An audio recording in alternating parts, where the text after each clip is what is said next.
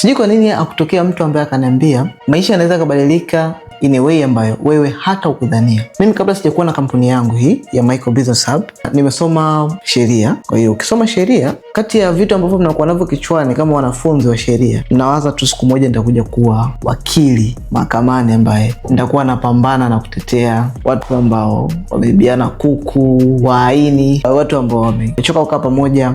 Hiyo ndio ilikuwa mentality yangu. Lakini nilipomaliza chuo kikuu, nikaja kufanya kazi kwenye law firm moja, nikaja kugundua kwamba kitu ambacho tulikuwa tunategemea chuo kikuu kitakuja kuwa mchango mkubwa wa mabadiliko ya maisha yetu kama wanafunzi, huku ni tofauti sana na jinsi ambavyo tulikuwa tunategemea. Lakini nikaja kurealize kwamba kwenye hii track ambayo nilikuwa nayo kichwani, nikifuata itanichukua zaidi ya miaka 10 kuja kuingia kwenye line ya maisha ambayo mimi nayategemea. Nikaja kurealize kwamba sihitaji mimi kuishi ama kuenjoy maisha ambayo natamani kuishi kwa kutegemea only hii chain ambayo inatumia miaka 10 kuweza kupata kitu ambacho nakitaka, labda kuishi sehemu nzuri au kuanza kuishi maisha ambayo nataka. Kumbe inawezekana kabisa kama ukiweza kuweka dedication kwa ujuzi wowote ule ulionao, ama kwa mazingira hayo uliopo na elimu uliyoipata, kitu chochote ambacho nakifahamu ukakiweza kukibadilisha kuwa pesa nyingi. Kwa mfano, mimi nilikuwa najua kwa nimesoma kuwa mwanasheria na pesa yangu nitakuja kuipata nikiwa wakili.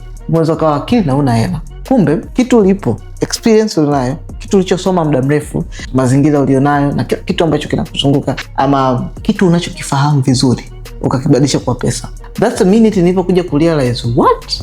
Kumbe sihitaji mimi kuja kuwa wakili kutengeneza hela. Nahitaji kutumia kitu ambacho niko nacho kichwani sasa hivi nikakibadilisha kuwa pesa, na nikaweza kuanza kupata matokeo na nikatengeneza vitu ambavyo natamani kuwa navyo. Nasema kumbe naweza nikafungua kampuni yangu mwenyewe, nikaanza kutoa huduma za vitu ambavyo ninavifahamu vizuri. Nikasema okay, what do I know? Kitu gani nafahamu vizuri? Sasa hivi kama mwanasheria nimesoma masuala ya makampuni, nimesoma masuala ya biashara, nimesoma mambo mengi tofauti tofauti.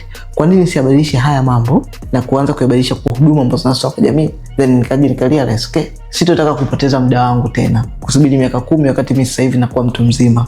So nilichofanya, nikafungua kampuni yangu ya Michael Business Hub, nikaanza kufanya marketing, nikaingia sokoni. Right now na kampuni yangu as a CEO wa kampuni yangu bila kusubiri nilisoma nini. So hata wewe mtu ambaye upo kwenye position kama yangu, umesoma kitu fulani, popote ulipo unaweza kubadilisha kitu unachokifahamu kichwani moja kwa moja ukabadilisha kuwa pesa. So kama upo kwenye position kama hii na unatamani nawe kuanza career yako ama biashara yako, unaweza kucomment neno cause, nitakusaidia kuanza moja kwa moja biashara yako kama nilivyoanza.